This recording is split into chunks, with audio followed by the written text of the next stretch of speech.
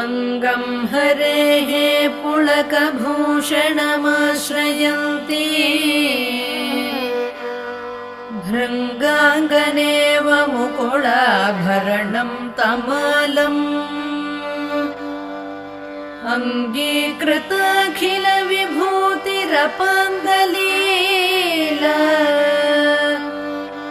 माङ्गल्यदास्तु मम मङ्गलदेवतायाः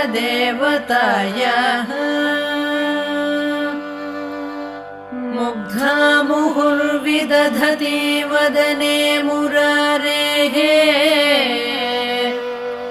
प्रेमत्रपा प्रणिहितानि गतागतानि